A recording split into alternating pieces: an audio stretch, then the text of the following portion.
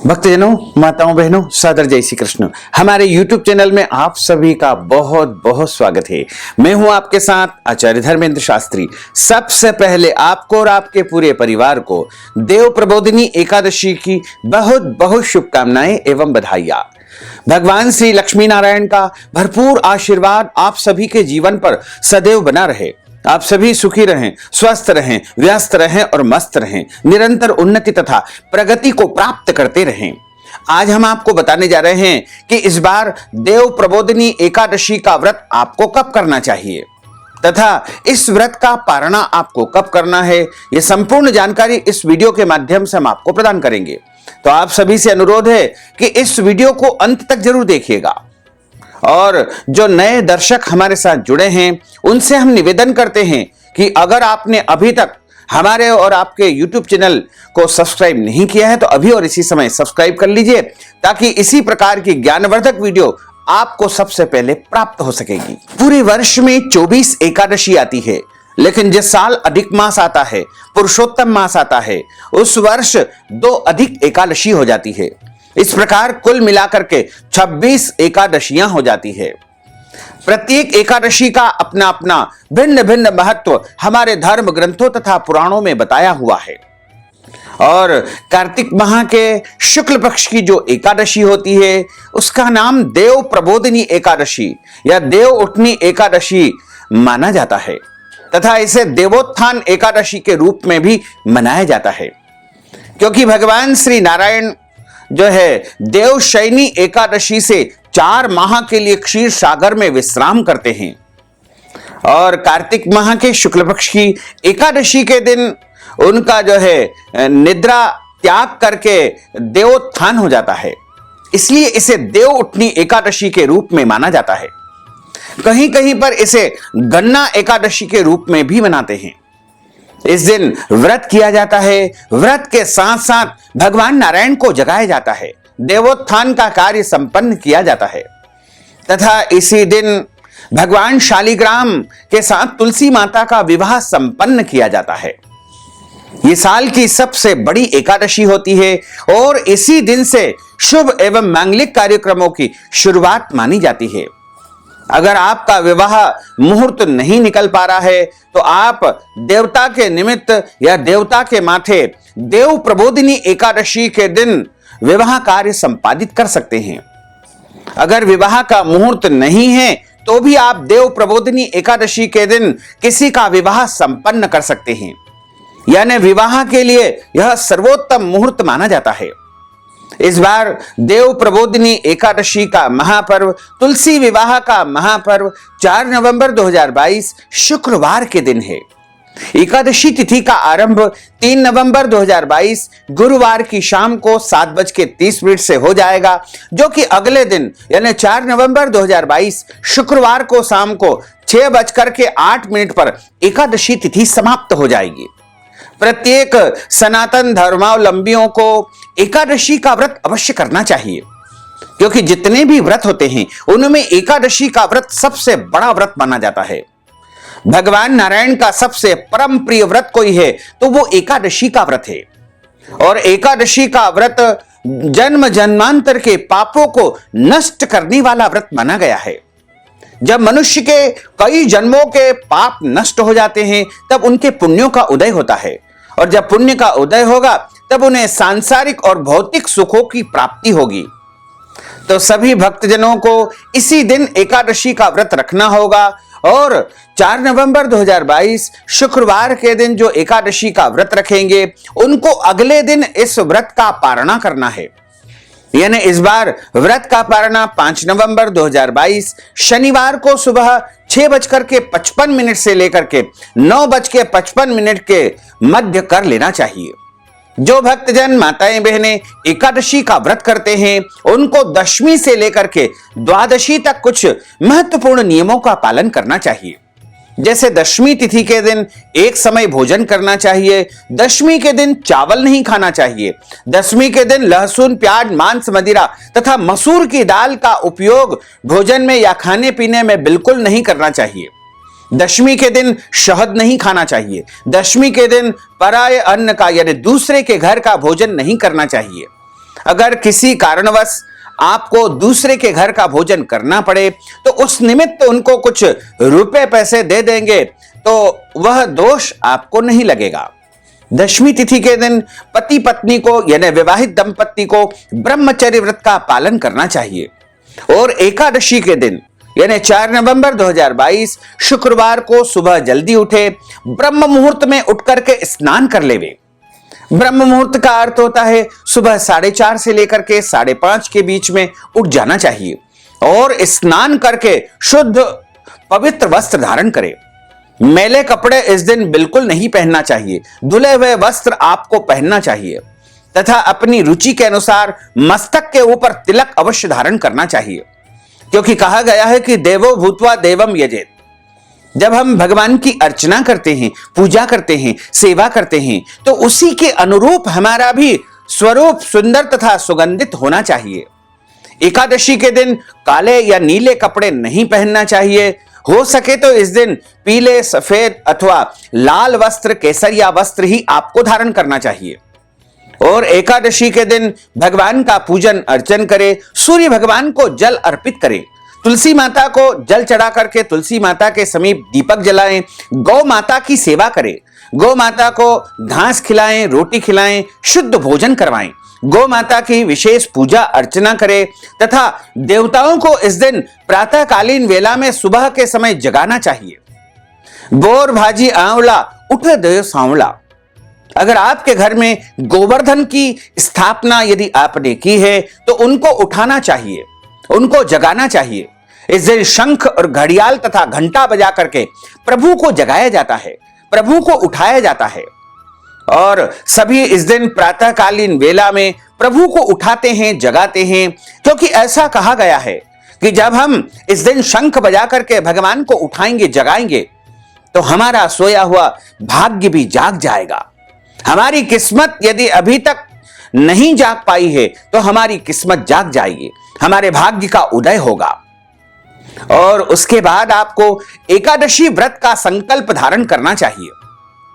संकल्प प्रत्येक स्थिति में मनुष्य को धारण करना चाहिए। अगर आप निष्काम व्रत करते हैं यानी बिना किसी कामना के किए जाने वाले व्रत को निष्काम व्रत कहा जाता है, या फिर आप किसी कामना को लेकर के यदि व्रत करते हैं तो उसे सकाम व्रत कहा जाता है। दोनों ही परिस्थिति में एकादशी व्रत का संकल्प अवश्य ही धारण करना चाहिए, क्योंकि संकल्प से कार्य सिद्धि होती है। अगर आप किसी और को या मृतक व्यक्ति को या किसी परिजन को एकादशी व्रत का पुण्य प्रदान करना चाहते हैं तो आपको संकल्प के बीच में उनका नाम, गोत्र भी उच्चारित करना चाहिए। और एकादशी व्रत का जब संकल्प किया जाता है तो उसके लिए अपने देव स्थान के सामने शुद्ध घी का दीपक जलाना है। अपने पास में जौ और तिल आपको अक्षत के स्थान पर रखना है। इस दिन संकल्प में चावल का उपयोग नहीं करना है। पीला पुष्प तथा शुद्ध जल यदि संभव हो तो यमुना जल भी आप इसमें उपयोग कर सकते हैं। एक सुपारी, एक सिक्का, ये समस्त वस्तुएं आप अपने सामने रख देवे और मस्तक पर तिलक लगा करके आपको संकल्प धारण करना चाहिए। संकल्प धारण करने के लिए हाथ की मुद्रा को इस प्रकार किया जाता है तथा हाथ के मध्य भाग में जल रखिएगा, तुलसी जी का पत्ता रख लीजिए, जौ और तिल इसमें रख लीजिए, एक सुपारी और कुछ पैसे इसमें रख लीजिएगा, पीला पुष्प इसमें रख लीजिएगा। और इसके बाद आपको 3 बार भगवान विष्णु जी के नाम का उच्चारण करना है। ओम विष्णवे नमः, ओम विष्णवे नमः, ओम विष्णवे नमः। ओम तिथिर्विष्णुस्तावारो नक्षत्रम विष्णुरेव च योगश्च करणम विष्णु सर्वं विष्णुमयं जगत।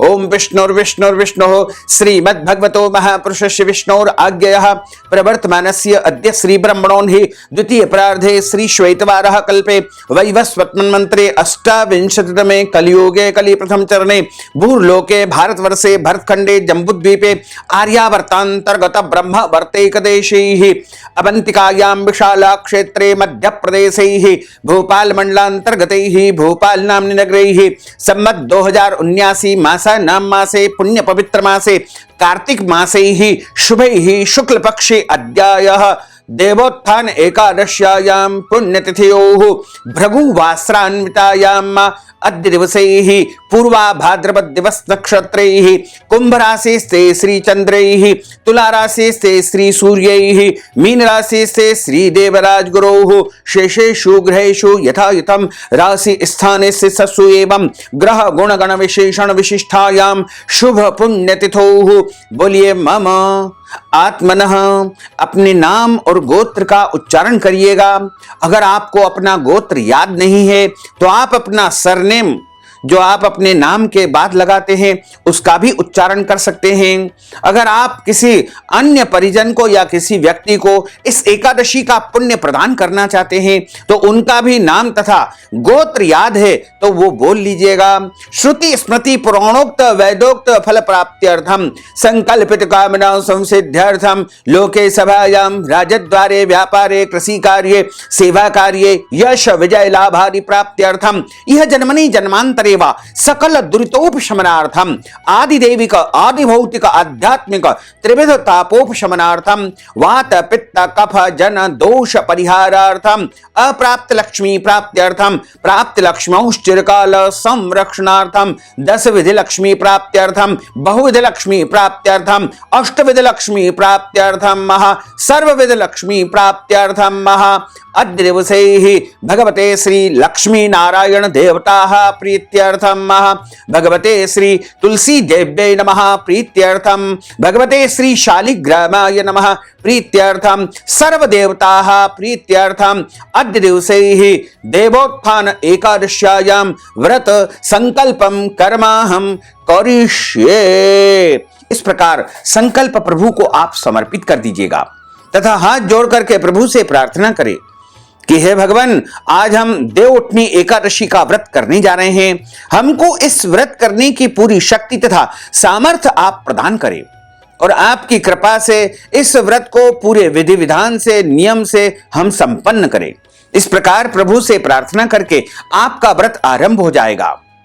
एकादशी व्रत में किसी को भी अन्न का सेवन नहीं करना चाहिए, यानी इस दिन भोजन नहीं करना चाहिए। इस दिन केवल और केवल आपको फलाहार करना चाहिए। आप चाहें तो सुबह और शाम 2 समय भी फलाहार कर सकते हैं। चाय दूध का सेवन करना इसमें वर्जित नहीं माना गया है। एकादशी में जल भी आप पी सकते हैं। अगर आप कोई दवाई लेते हैं, कोई औषधि का सेवन करते हैं तो आपको कुछ यदि खाना पीना होता है तो आप इस स्थिति में फलाहारी वस्तु खा पी करके दवाई ले सकते हैं। इसका भी कोई दोष नहीं माना जाएगा। एकादशी के दिन किसी भी मनुष्य को अपने घर में चावल बनाना भी नहीं चाहिए और चावल खाना भी नहीं चाहिए। एकादशी के दिन फलाहार के रूप में आपको जो है शुद्ध और सात्विक फलाहार का सेवन करना चाहिए। वैसे तो हमारे शास्त्रों में गाय का दूध और गाय के दूध से बनी वस्तुएं सर्वोत्तम फलाहार मानी गई है। इसके अलावा जितने भी प्रकार के फल होते हैं वो भी फलाहार के रूप में आप ले सकते हैं, लेकिन ध्यान रखें फलाहार में कभी भी हल्दी का उपयोग नहीं करना चाहिए। तथा इस दिन आपको अपने घर में यदि एकादशी का व्रत नहीं भी करते हैं या करते हैं, दोनों ही परिस्थिति में लहसुन प्याज मांस मदिरा अंडे इत्यादि अभक्ष भक्षण जो होता है उनका उपयोग नहीं करना चाहिए। घर में शुद्ध और सात्विक वस्तुओं का ही इस दिन उपयोग करना चाहिए। घर को अच्छी प्रकार से साफ सुथरा रखना चाहिए, क्योंकि जो घर साफ सुथरा रहता है उसमें ही देवी देवताओं का आगमन होता है। एकादशी के दिन दाढ़ी कटिंग शेविंग नहीं करवाना चाहिए, नाखून नहीं काटना चाहिए। शरीर के अंग के कोई भी बाल काटना तथा कटवाना वर्जित माना जाता है। पति पत्नी को, विवाहित दंपति को एक दूसरे से दूरी बना करके ब्रह्मचर्य व्रत का पालन करना चाहिए। और जो एकादशी का व्रत करता है उसको प्रयास करना चाहिए कि वो अधिक से अधिक मौन रहे, यानी कम से कम बात करे। क्रोध नहीं करना चाहिए, झूठ नहीं बोलना चाहिए और प्रयास करना चाहिए कि आप पृथ्वी के ऊपर हल्का बिस्तर बिछाकर इस दिन शयन करें। तथा इस दिन आपको किसी से वाद विवाद लड़ाई झगड़ा बिल्कुल नहीं करना है। एकादशी के दिन यदि आपके घर में जन्म अथवा मृत्यु का सूतक लगा हुआ हो तो आप व्रत तो करें, लेकिन भगवान का स्पर्श तथा पूजन करना ऐसी स्थिति में वर्जित माना जाता है। अगर कोई माताएं बहनें मासिक धर्म की अवस्था में आ जाती है, पीरियड की अवस्था में आ जाती है, तो ऐसे में उनको व्रत तो करना चाहिए, व्रत के नियमों का भी पालन करना चाहिए, लेकिन भगवान का स्पर्श करना या पूजन करना वर्जित माना जाता है। एकादशी के दिन भूमि खोदना वर्जित माना जाता है। पेड़ पौधों को काटना अथवा छाटना भी वर्जित माना जाता है। इस दिन आप तुलसी जी से आज्ञा लेकर के तुलसी जी के पत्ते तोड़ सकते हैं, इसमें कोई दोष नहीं लगेगा। एकादशी के दिन ब्राह्मण के मुखारविंद से यानी किसी ब्राह्मण के मुख से आपको एकादशी की कथा अवश्य सुनना चाहिए, क्योंकि ब्रह्म वाक्य जनार्दन, जब आप ब्राह्मण के मुख से कथा का श्रवण करेंगे तभी आपको एकादशी का संपूर्ण पुण्य फल प्राप्त हो सकेगा। और कथा सुनने के बाद ब्राह्मण को यथाशक्ति दान पुण्य दक्षिणा दान अवश्य ही प्रदान करना चाहिए। दान का कोई महत्व नहीं होता है, कितना दान दिया जाए इसका भी कोई प्रमाण नहीं है, लेकिन जो भी आपकी शक्ति है, सामर्थ्य है, उसके अनुरूप आपको दान अवश्य करना चाहिए। एकादशी के दिन या द्वादशी के दिन, दोनों ही दिन या फिर किसी एक दिन आपको दान अवश्य करना चाहिए। और एकादशी के दिन आपको जो है गौ माता की सेवा अवश्य करनी चाहिए। गौ माता को कोई भी झूठी वस्तु इस दिन खिलाना वर्जित माना जाता है। वैसे तो गौ माता को कभी भी झूठन या झूठी वस्तु नहीं खिलाना चाहिए, तथा गौ माता को हरी घास खिलाएं, उनकी पूजा करें, उनकी सेवा करें। और एकादशी के दिन अधिक से अधिक भगवान के नाम का संकीर्तन करना चाहिए, भजन करना चाहिए, स्तोत्र का पाठ करना चाहिए। गोपाल सहस्त्र नाम स्तोत्र का पाठ करें, विष्णु सहस्त्र नाम स्तोत्र का पाठ करें, या कोई भी भगवान के पवित्र नामों का आपको स्मरण तथा उच्चारण करना चाहिए। और एकादशी के दिन कोई भी गलत काम, अनैतिक काम या पाप कर्म बिल्कुल नहीं करना चाहिए, क्योंकि जन्म जन्मांतर के पाप को नष्ट करने के लिए ही हम एकादशी का व्रत करते हैं। ऐसे में इस दिन तो हमें पाप से बिल्कुल बच करके रहना चाहिए। हमारे शास्त्रों में, धर्म ग्रंथों में, पुराणों में 3 प्रकार के पाप बताए गए हैं। पहला पाप होता है वाचिक पाप, यानी वाणी के द्वारा जो पाप किया जाता है उसे वाचिक पाप कहा जाता है। उसके बाद दूसरा पाप होता है मानसिक पाप, यदि मन के द्वारा कोई आप गलत विचार करते हैं तो उसे मानसिक पाप कहा जाता है। और तीसरा होता है शारीरिक पाप, शरीर के द्वारा आप कोई पाप कर्म करते हैं, गलत कार्य करते हैं तो उसे शारीरिक पाप कहा जाता है। तो आपको एकादशी के दिन इस प्रकार से कोई भी गलत या अनैतिक या पाप कर्म बिल्कुल नहीं करना चाहिए। इस दिन आपको अपने घर के बड़े बुजुर्ग, सास ससुर, माता पिता या अन्य वरिष्ठ जनों का अपमान तथा अनादर बिल्कुल नहीं करना चाहिए। और घर पर यदि आपके कोई भिखारी, याचक अथवा जरूरतमंद व्यक्ति आता है तो उसे खाली हाथ नहीं लौटाना चाहिए। उसे अपनी श्रद्धा या भक्ति के अनुसार या हैसियत के अनुसार कुछ न कुछ दान पुण्य अवश्य ही करना चाहिए। जो भी आपका सामर्थ्य हो वो दान पुण्य अवश्य करें। तथा एकादशी के दिन सुबह के समय आप तुलसी माता के यहां दीपक जरूर जलाएं, तथा शाम के समय जब सूर्यास्त हो जाए उस समय भी तुलसी माता के समीप आपको दीपक जलाना चाहिए। लेकिन सूर्यास्त के बाद तुलसी माता को जो है जल नहीं चढ़ाना चाहिए। और इस दिन तुलसी विवाह संपन्न करना चाहिए। गन्ने का मंडप बना करके इसमें 5 या 4 गन्ने का आप उपयोग कर सकते हैं, और गन्ने का मंडप बना करके उसके नीचे भगवान शालिग्राम और तुलसी माता की स्थापना करें, उनका गठबंधन करें, यानी एक कपड़े के माध्यम से उनकी गांठ बांध देवे तथा पीले अक्षत उनके ऊपर चढ़ा करके विवाह की विधि का संपन्न करें। अगर आप चाहें तो विस्तार पूर्वक किसी ब्राह्मण को बुला करके विधि विधान से जिस प्रकार हम अपनी कन्या का विवाह करते हैं, कन्यादान करते हैं, उस तरीके से आप बृहद रूप में कन्यादान करके विवाह संपन्न कर सकते हैं। तुलसी जी का विवाह करना बहुत ही पुण्यदायक माना जाता है। अगर आपके घर में बेटी नहीं है और आप चाहते हैं कि मैं कन्यादान करूं, तो आप तुलसी जी का विवाह इस दिन भगवान शालिग्राम के साथ में विधि विधान से करें। जिस प्रकार हम कन्या को समस्त आभूषण, मंगल सूत्र, चूड़ी, बिछिया, पायल इत्यादि दान करते हैं, उस प्रकार दान करें। सभी प्रकार के बर्तनों का दान करें, शैया दान करें और भोजन करवाएं। और जितना सामर्थ्य हो सके उतना विस्तार पूर्वक आप तुलसी जी का विवाह बड़े धूमधाम के साथ, बैंड बाजों के साथ, ढोल नगाड़ों के साथ संपन्न कर सकते हैं। और जो मनुष्य तुलसी जी का विवाह संपन्न करवाता है उसके जन्म जन्मांतर के पाप दोष नष्ट हो जाते हैं। और अगर आपके घर में किसी कन्या का या किसी लड़के का विवाह संपन्न नहीं हो पा रहा है तो उनको इस दिन तुलसी जी का विवाह अवश्य करना चाहिए। उनके हाथ से तुलसी माता का पूजन या शालिग्राम जी का पूजन करवा करके उनका विवाह अवश्य संपन्न करवाना चाहिए। इससे उनका जल्द ही विवाह संपन्न हो सकेगा। तथा तुलसी जी और शालिग्राम जी को तुलसी पत्र चढ़ाएं, पीला पुष्प चढ़ाएं और उनको जो है माखन मिश्री का भोग अवश्य चढ़ाएं। इससे आपको महान पुण्य फल की प्राप्ति होगी। तुलसी विवाह वैसे तो गोधूली वेला में यानी शाम के समय संपन्न किया जाता है। 4 नवंबर 2022 को गोधूली वेला यानी प्रदोष काल का समय शाम को 5:49 से लेकर के 8:49 तक रहेगा। इस दौरान आप भगवान शालिग्राम जी के साथ में तुलसी जी का विवाह संपन्न करवा सकते हैं।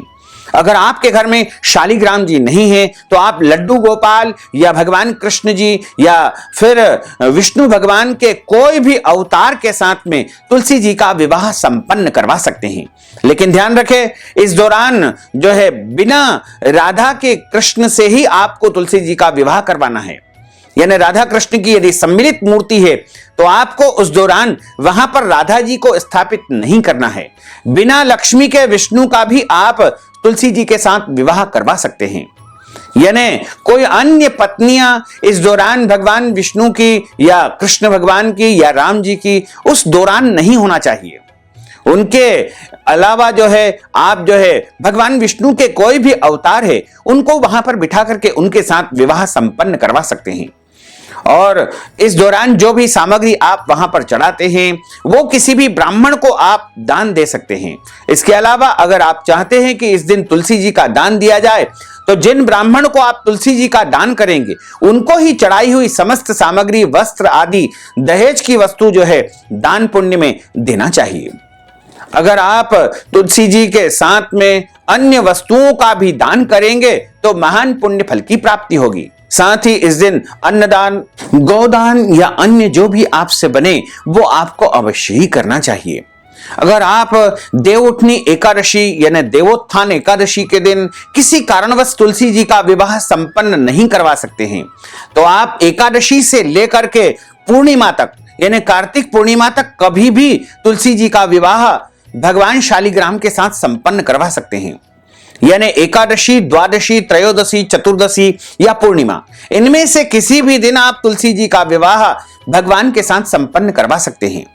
अगर आप 4 नवंबर 2022 शुक्रवार के दिन में यदि तुलसी जी का विवाह भगवान शालिग्राम के साथ संपन्न करवाना चाहते हैं तो सुबह 6 बजे से लेकर 10:30 बजे तक भी आप विवाह कर सकते हैं। इसके अलावा दोपहर 12 से लेकर के 1:30 तक भी आप विवाह संपन्न करवा सकते हैं तथा शाम को 4:30 से 6 बजे तक एवं प्रदोष काल गोधूली वेला में आप 5:49 से लेकर के 8:49 के मध्य भी तुलसी जी का विवाह भगवान शालिग्राम जी के साथ संपन्न करवा सकते हैं। और इस तरह आप यदि देव प्रबोधिनी देवउठनी एकादशी का पर्व मनाएंगे तो आपको भगवान का भरपूर आशीर्वाद अवश्य ही प्राप्त होगा। साथ ही इस व्रत का पारणा आपको अगले दिन करना है, क्योंकि इस दिन एकादशी है और एकादशी के दिन विवाह कार्य बड़े ही धूमधाम से मनाया जाता है।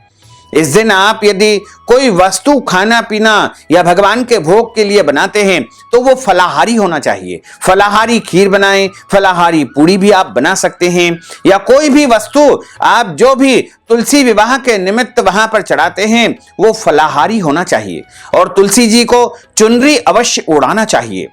और इस प्रकार आप तुलसी विवाह संपन्न करें तथा इस एकादशी व्रत का पारणा आपको अगले दिन यानी 5 नवंबर 2022 शनिवार के दिन सुबह जल्दी यानी सुबह 6:55 से लेकर के 9:55 के मध्य आपको व्रत का पारणा करना चाहिए। व्रत का पारणा आप चावल से कर सकते हैं, रोटी दाल से कर सकते हैं, अन्य भोजन पदार्थ से कर सकते हैं, लेकिन शुद्ध और सात्विक भोजन का ही इस दिन उपयोग पारणा के समय आपको करना चाहिए।